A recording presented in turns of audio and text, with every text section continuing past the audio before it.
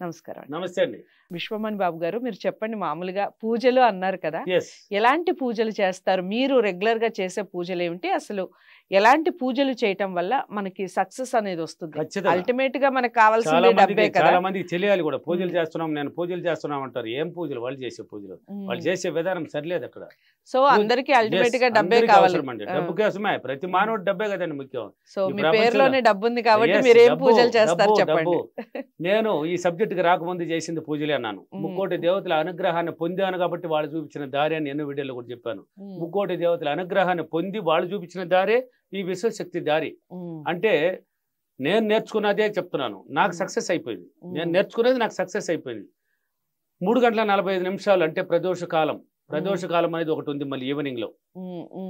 ఉదయం అనేది 3 గంటల 45 నిమిషాల నుంచి సూర్యోదయం ముందు వరకు, అంటే ఒక 5 గంటల 45 నిమిషాల వరకు ఉదయం పూట అయితే. సాయంత్రం అయితే 5 గంటల 45 నిమిషాల నుంచి 6 గంటల 45 నిమిషాల వరకు. ఆ టయాల్లో వచ్చి చాలా ఇంపార్టెంట్, చాలా ఇంపార్టెంట్. ప్రశాంతంగా అన్ని దేవతల అనుగ్రహాన్ని పొందబడతారు. అంటే దేవతలు తిరిగే టైం అని ఎన్నోసార్లు చెప్పేశాను. ఆత్మలో దేవతలు తిరిగే టైం ఏదంటే ఆ 3 గంటల 45 నిమిషాల నుంచి 5 గంటల 45 నిమిషాల లోపు ఉదయం. కాబట్టి నాకు నేర్పించిన గురువు ఎవరంటే, నేనంటే ఆయన్ని కలవక ముందు నేర్చుకున్నది వీడియోలు చూసి, అంటే టీవీలను చూసి. దేవిశ్రీ గురూజీ, ఆయనకి ఎన్నిసార్లు నమస్కరించినా నాకు చాలదు. ఆయనకి మరలా కూడా శిరస్సు వంచి ఒక నమస్కరిస్తున్నాను. ఎందుకంటే ఆయన ద్వారానే నేను పట్టాను ఆ పూజల్ని. ప్రతిరోజు ఈవినింగ్ ఈ యోగక్షేమాన్ని చేయండి అనేవాడు. అక్కడి నుంచే స్టార్ట్ అయింది నాది. పట్టుదల, శ్రద్ధ, ఓర్పుతో చేశాను. 45 నిమిషాలకి లేచి పూజ గదిలోకి వెళ్తున్నాం. అంటే పూజలు అందరూ చేస్తుంటారు, ఒక 10 పటాలు పెట్టేస్తుంటారు. ఎన్ని ఉంటుంది? 10 ఉంటుంది. కొంతమంది ఇంట్లో ఒక ఆమె అయితే నాకు వీడియో కాల్ చూపించింది, ఒక గోడకి తగిలిచ్చేస్తుంది అది చీల కొట్టి. సరే అమ్మా ఎలా చేస్తారని ఇంకెందుకు లేమని అడిగేది అనుకున్నాను. సరే ఇప్పుడు మామూలుగా పోతారు, పూజ చేయమన్నారు కానీ దీపాలు ముట్టిచ్చేస్తారు. దీపాలు ముట్టిచ్చేసి ఏం చేస్తారు? 2 కర్పూరం వెలిగిచ్చేస్తారు, పెట్టేస్తారు. లేదంటే 2 పూలు పెట్టారు, ఏదో ఒక సుక్కట పెడతారు. అక్కడ ఎంత చెత్త చెదారం ఉంది అని ఎవరికి తెలియదు. ఆ దీపాన్ని కనీసం డైలీ కడగబడలేదండి. వారానికి ఒకసారి కడిగినా గుడ్డతో నీట్గా తుడవాలి, ప్రతిరోజు తుడవాలి. వత్తి ఈ రోజు ఎత్తి వెలిగించిన వత్తిని అట్నే ఆరిపేసి ఉంటారు, మళ్ళీ అట్నే వెలిగిస్తారు. చేయకూడదండి. ఎప్పుడు కానీ సింగిల్ వత్తి వేయకూడదు. దీపంలో సింగిల్ వత్తి వేయకూడదు.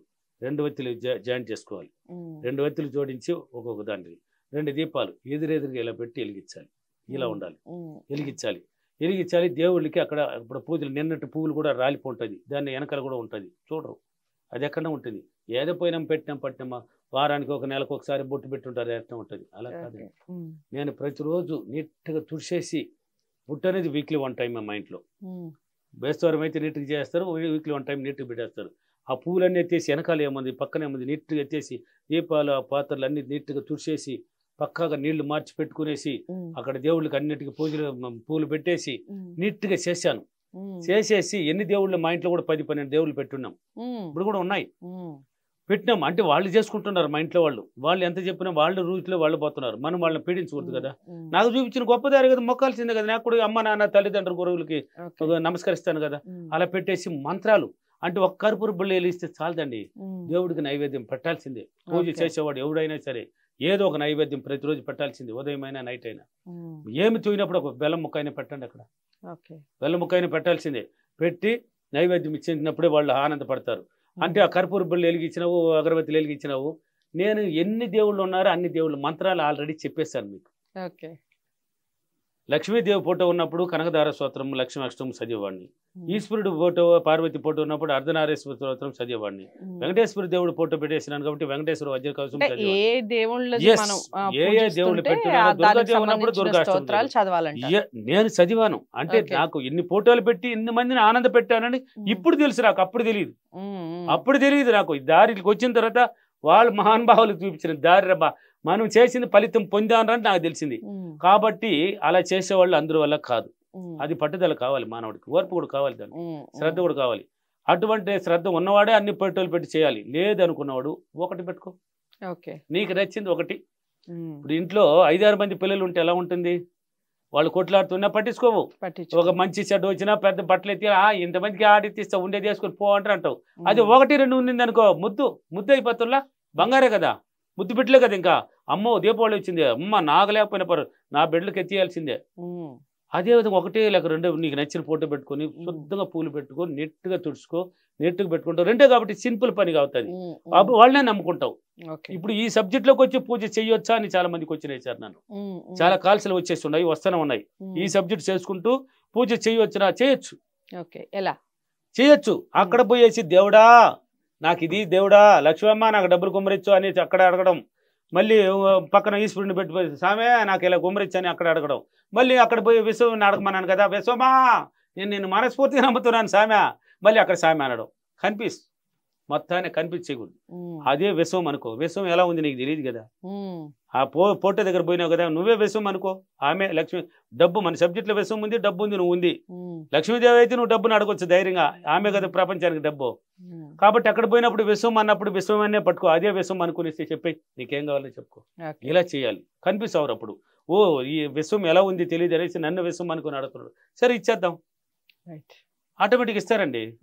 నాకు ఇచ్చారు కదా. ₹1 లేనివాడిని అండి, ₹1 లేనివాడిని మా ఫాదర్ చనిపోతే ఈ రోజు నా కాళ్ళ మీద నేను నిలబడి నేను కోరుకున్నదంతా తీసుకోగలుగుతున్నా, అనుభవించగలుగుతున్నా అంటే దీనికి కారణం ఎవరు? నేనే కదా. నేనే కదా. ఏ జాబు లేదు.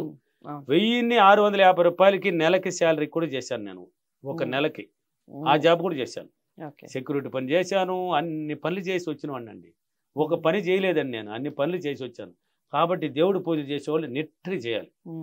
వీలైతే ఒక దేవుడు అన్నప్పుడు ఆ దేవుడు మంత్రం ఉంటే కూడా చదువు తప్పులేదు. ఇప్పుడు లక్ష్మీదేవి పెట్టుకున్నావు, లక్ష్మీష్టం చదివామే, డబ్బే కదా. మన సబ్జెక్టులో డబ్బు ఉంది కదా. మణి అంటే ఏంది? డబ్బే కదా. చదువు ఆనందపడుతుంది, డబ్బు కుమ్మరిస్తుంది, తీసుకో. ఈ పూజలు రెగ్యులర్ గా చేయాలి అనుకునే వాళ్ళు ఎలాంటి అఫర్మేషన్స్ తీసుకోవాలంటారు? అఫర్మేషన్ అంటే అక్కడ పోయేసి అదే చెప్పాను, దేవుడి దగ్గర పోయేసి దేవుడా అనకూడదు, విశ్వమా నీకేం కోరిక కావాలి అక్కడ చెప్పు, విశ్వమా నేను ప్రతిరోజు పూజలు చేసి నేను కోరుకున్నదంతా మీ దగ్గర నుంచి నేను పొందినందుకు విశ్వానికి చాలా చాలా కృతజ్ఞతలు. ఇలాంటి అఫర్మేషన్ చేయండి. అక్కడ దేవుడా అనుకుంటా విశ్వమా అనండి. ఇలా చేయాలి. ఇలా 21 రోజులు చేయాలి. 21 రోజులు ట్రైన్ అయిపోతే మళ్ళీ నీ జీవితంలో ఆగమన్నా ఆగదు, ఆగదు, మళ్ళీ అది పోతూనే ఉంటది. సో చాలా బాగా చెప్పారు విశ్వమణి బాబు గారు.